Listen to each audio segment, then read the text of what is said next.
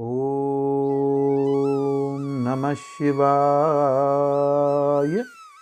माघ महात्म्य की कथा।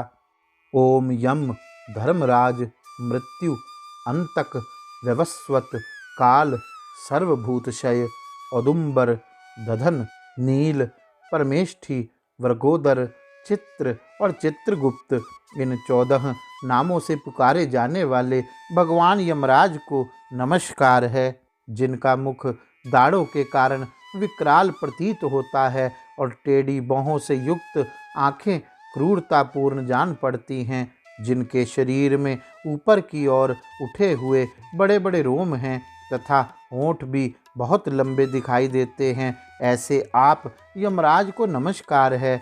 आपके अनेक भुजाएं हैं, अनंत नख हैं तथा कज्जलगिरी के समान काला शरीर और भयंकर रूप है। आपको नमस्कार है भगवान। आपका वेश बड़ा भयानक है। आप पापियों को भय देते, काल दंड से धमकाते और सब प्रकार के अस्त्र शस्त्र धारण करते हैं। बहुत बड़ा भैंसा आपका वाहन है। आपके नेत्र दहकते हुए अंगारों के समान जान पड़ते हैं। आप महान हैं, मेरु पर्वत के समान आपका विशाल रूप है।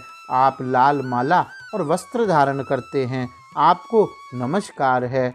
कल्पांत के मेघों की भांति जिनकी गंभीर गर्जना और प्रलयकालीन वायु के समान प्रचंड वेग है, जो समुद्र को भी पी जाते, संपूर्ण जगत को ग्रास बना लेते, पर्वतों को भी चबा जाते और मुख से आग उगलते हैं, उन भगवान यमराज को नमस्कार है। भगवान अत्यंत घोर और अग्नि के समान तेजस्वी काल रूप मृत्यु तथा बहुत से रोग आपके पास सेवा में उपस्थित रहते हैं। आपको नमस्कार है। आप भयानक मारी और अत्यंत भयंकर महामारी के साथ रहते हैं। पापिष्ठों के लिए आपका ऐसा ही स्वरूप है। आपको बारंबार नमस्कार है। वास्तव में तो आपका मुख खिले हुए कमल के समान प्रसन्नता से पूर्ण है। आपके नेत्रों में करुणा भरी है। आप पितृस्वरूप हैं। आपको नमस्कार है। आपके केश अत्यंत कोमल हैं और नेत्र भौहों की रेखा से सुशोभित हैं। मुख के ऊपर मूछें बड़ी सुंदर जान पड़ती हैं। पके हुए बिंब फल के समान लाल ओंठ आपकी शोभा बढ़ाते हैं। आप 2 भुजाओं से युक्त सुवर्ण के समान कांतिमान और सदा प्रसन्न रहने वाले हैं। आपको नमस्कार है। आप सब प्रकार के आभूषणों से विभूषित रत्नमय सिंहासन पर विराजमान, श्वेत माला और श्वेत वस्त्र धारण करने वाले तथा श्वेत छत्र से सुशोभित हैं। आपके दोनों ओर 2 दिव्य नारियां खड़ी होकर हाथों में सुंदर चवर लिए डुला रही हैं।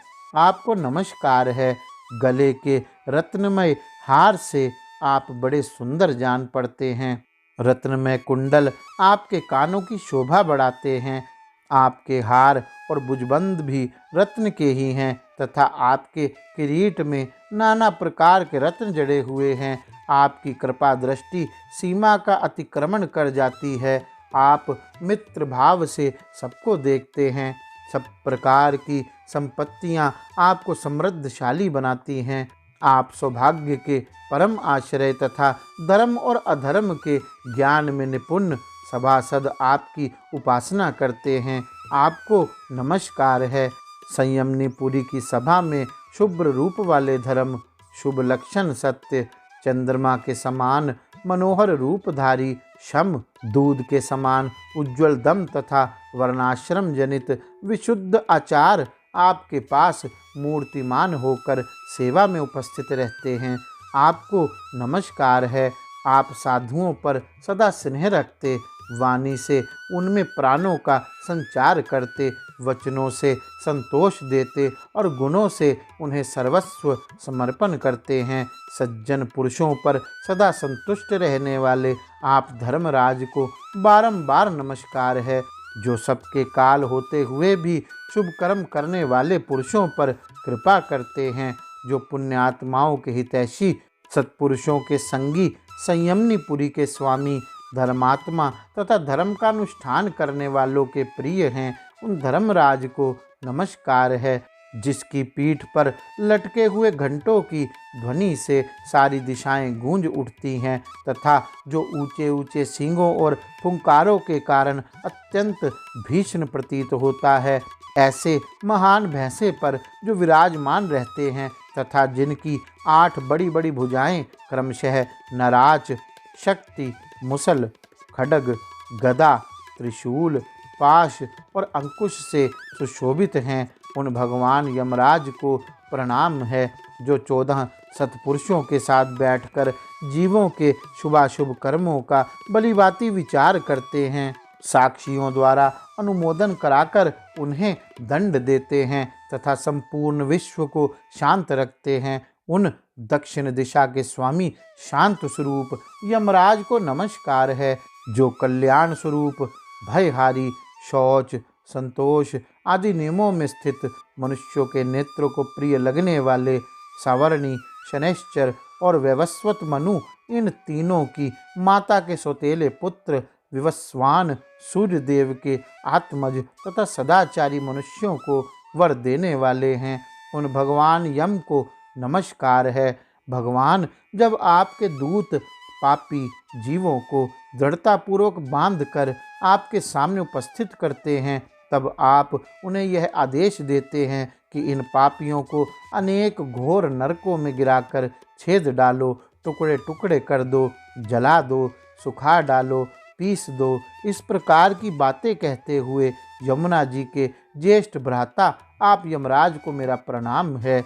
जब आप अंतक रूप धारण कर लेते हैं, उस समय आपके गोलाकार नेत्र किनारे किनारे से लाल दिखाई देते हैं। आप भीम रूप होकर भय प्रदान करते हैं।